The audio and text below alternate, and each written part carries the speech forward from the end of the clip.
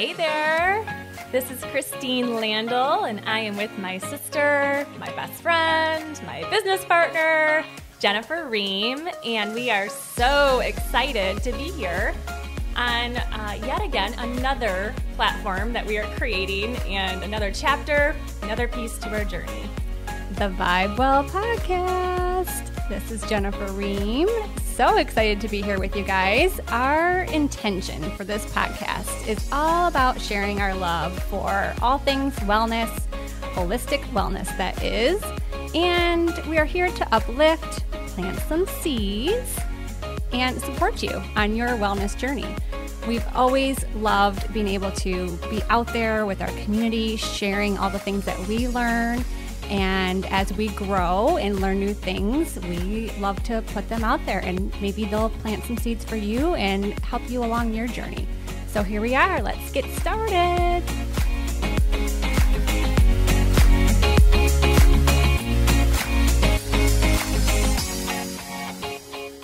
Hey there, welcome back. Christine here with my sis Jen, and we're going to talk about one of our, I think we always say this, two favorite topics. We do always say that. I know, food. I mean, if we're talking about it, it's one of our favorite topics. So let's just put that out there.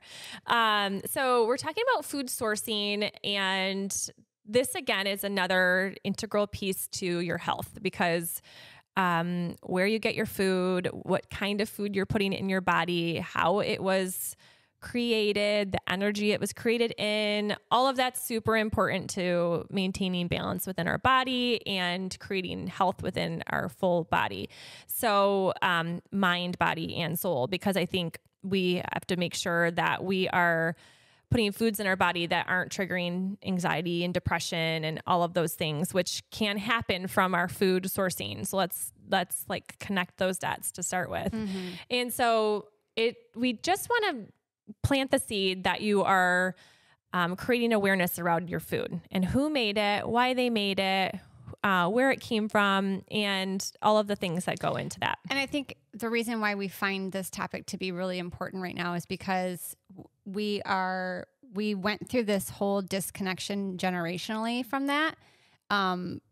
that disconnection with food. So when we were being raised, although our mom made a lot of homemade meals and things, we were also the generation that got to run through McDonald's really easily and any of those kinds of food sourcing. So we were raised with a sort of disconnection from food, mm-hmm. where generations prior watched their grandmother grow the food and bring it in and cook it and eat it together. And there was just like this connection with their food sourcing naturally, where we are wanting to bring that awareness back, but also because we know that that's where we have to go in order to keep our bodies healthy, in order to be one with nature, which we've just talked about in a previous podcast.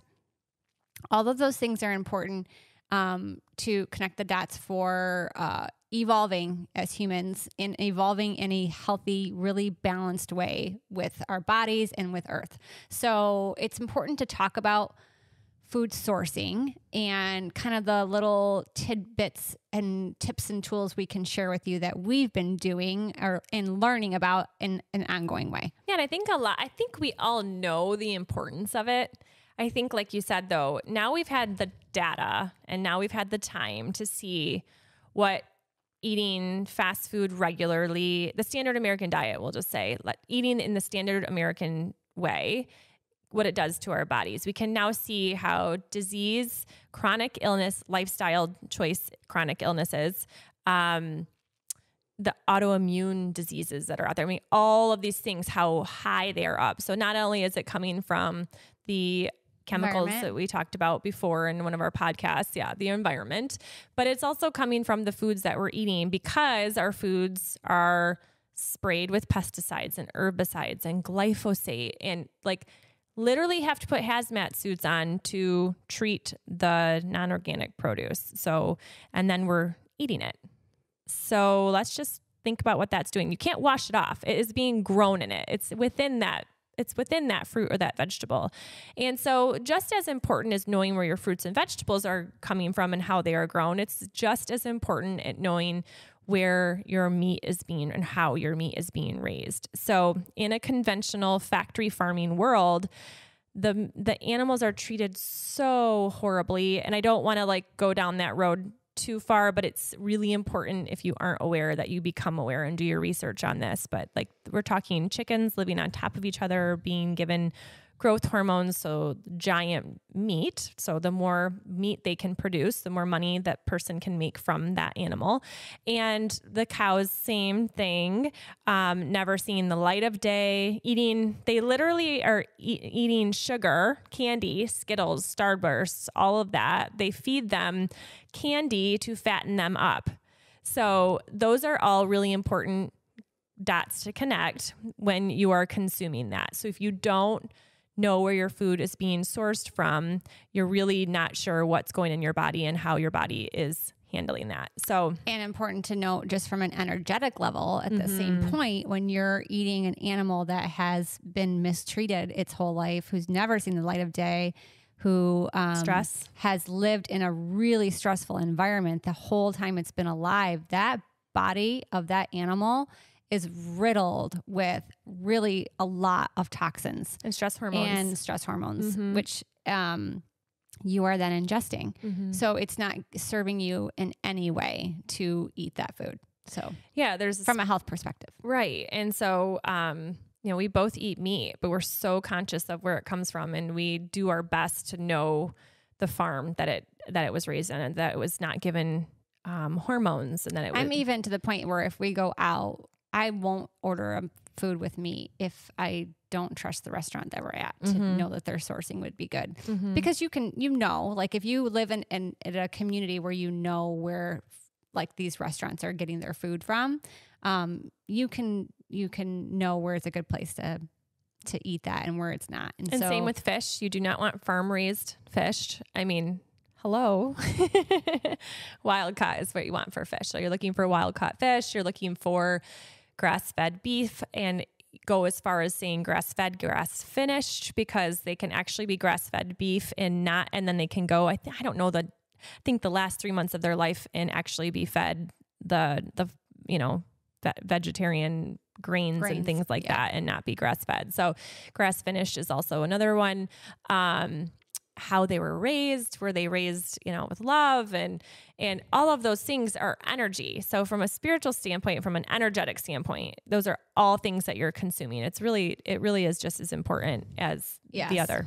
Yeah. And going back to local, that's why we've gotten involved with our local CSA farms. Community sharing agriculture. And you can find those all over the United States. And is such a crucial thing to support. One, to support our farmers locally, but two, to know that it's so much better for your body if you're eating from the earth around you, especially seasonally. So you're getting all the stuff that your body needs in the environment that it's living in. So it's just a really win-win situation for everybody. I love getting my box and there's dirt all over my radishes and my carrots look all funky and dirty. And I'm like, give them to me. I love them. Like and you taste them and you're like, they taste so different. So different.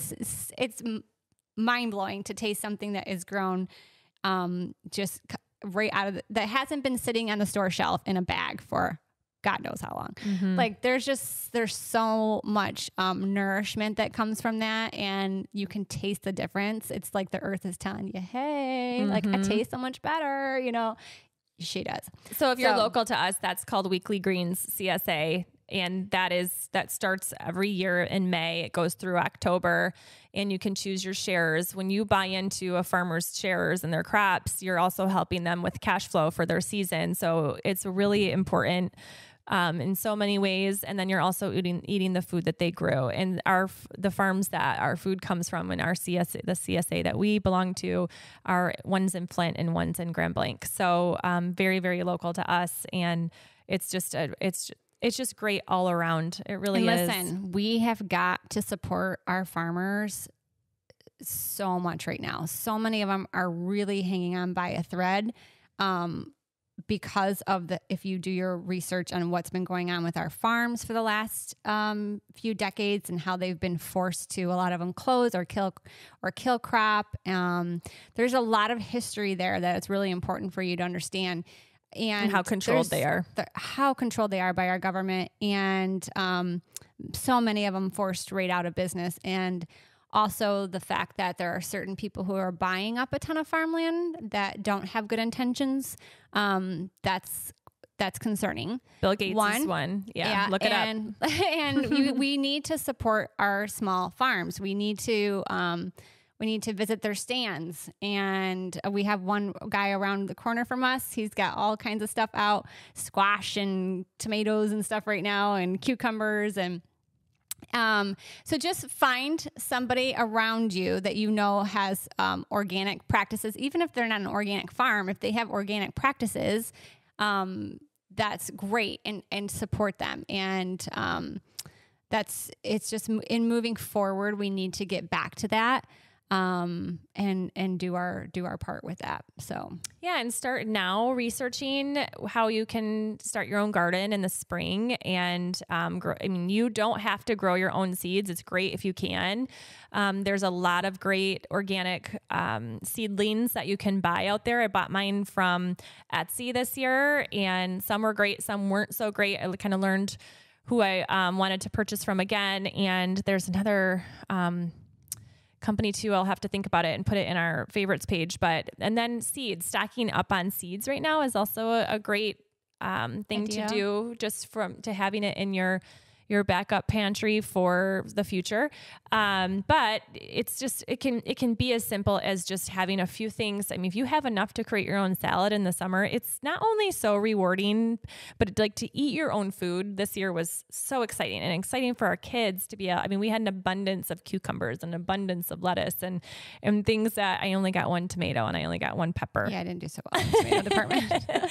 So, I mean, it's so fun to get back to, living at one with our earth. And I will report back on this because I haven't started yet, but I did just order the kits to do my own microgreens because I love microgreens.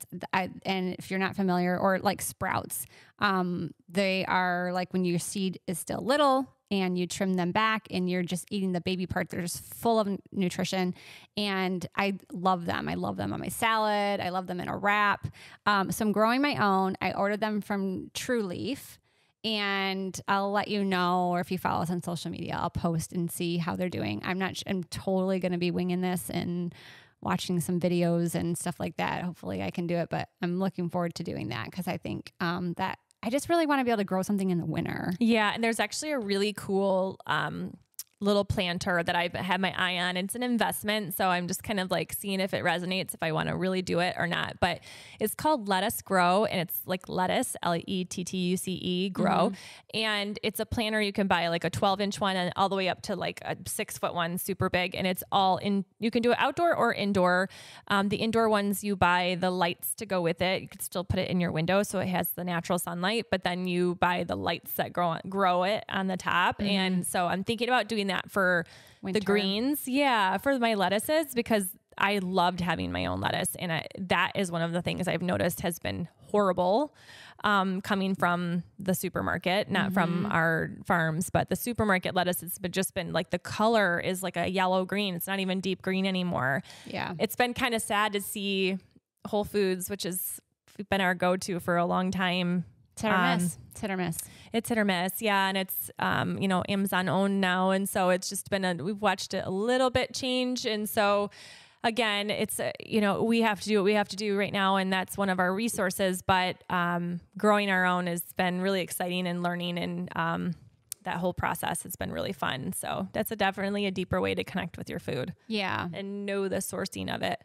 Yeah. And then I think, in conclusion, basically, we would just suggest at this point to have things set aside for yourself, for your family. And we're not going to call ourselves preppers, but I think it is important that if something happened, like you lost power for days or whatever it might be, if there's an issue with your water. Or we're seeing the shelves empty and a lot lately. Yeah. So it's really a great time to think about what you could have as backup in your pantry area as far as like rice and beans and canned things that are healthy, healthier version, just things that could be more sustaining as far as protein goes and things like that. And there was something else I was thinking of when it came to a product, and I can't remember now what it was going to be. And you're talking more, just so everyone's aware, because we kind of flipped there, but it's more of a emergency stock plan, like backup plan. Because we're talking about food and where we're getting things, and because we're living in a environment that it's winter time, we can't go out and grow all year round. Most people can't. Like, you don't have that abundance, so we rely on other sources, and unfortunately, that we don't always know what's going to be. It's a little rocky now. Yeah, it's a little rocky, and even just like what's quality, So just planting that seed of having things in your pantry for backup, and for if anything were to happen, if you needed to nutritionally have food. Yeah. You want to make sure it's nutritional. And specifically back to the meat health, the whole thing with meat, like having that backup, because you don't want to rely on certain meats that are in the store. Like, you don't want to rely on that. So just be prepared so that you have good quality food to reach for. Yeah. Oh, and I remember thinking when we were going to talk about this, I wanted to mention too, so our CSA, which is Weekly Green CSA, one of the farms that are a part of that is, I think they're Flint Ingredient Company, which is owned by Aaron and Franklin Caudell, and they're at the local grocer in Flint. They also have a meal prep, really cool meal prep business. And I thought it was only just a few things. And last week I had purchased a bunch from them, and they have been absolutely delicious. I trust them from a food sourcing standpoint, and their recipes have been amazing. Their prices are so great and affordable. So I just really wanted to throw that in. If you're local to our area in Fenton, that's a great resource, especially if you're looking to just switch it up. And, you need, if you're really busy schedule with sports and your work, working, sometimes we need some grab and go options. It's a great grab and go options. Well, it's also a good, like, tying it all back into getting to know the people around you and their food and who's providing the food and where they're getting it. And just once you do that, you're just supporting your own community. You're supporting everybody around you, and you're getting a great source of food. So I think that's a great conclusion to that. Yeah. So thanks for being here. If you have any specific questions, I mean, we do our due diligence when it comes to what we're buying, and from packaged foods to fresh, clean, whole, organic foods. We would love to give you any tips and brands or whatever. So just reach out. drinkjuice@vibewell.com is our email. Head over to our website, which is new, by the way. We have a newly designed website, and it's just super user friendly. All of our favorite things that we've talked about are on there, and just with the click of the button, you can find our some of our favorite brands. We also have our new membership site, which is a private membership group that Jen and I are hosting, and it's a great community of like-minded individuals where we discuss all things wellness and lifestyle, and it's very hands-on. It's new for us, but we're really excited about it, and going to continue to touch on all of these topics that we touch on in our podcast, but at a deeper, more hands-on level. So one-on-one personal level. Yep. Yeah. So if you feel called to join us over there, you can get all that info and more on our new website, vibewell.com. So thanks again for being here. Bye-bye. Bye.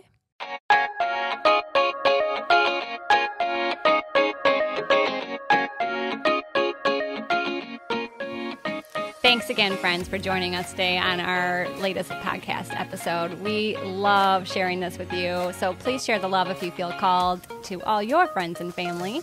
And don't forget to hit the subscribe button. You don't want to miss out on what we're going to talk about next. Always so juicy. And of course, you can find us on social, Instagram, Vibewell Lifestyle, and Vibewell on Facebook. Love y'all. And if you're in town, make sure you stop by and see us at Vibewell too. Yeah, we would love to see your cute face. See you soon. Bye.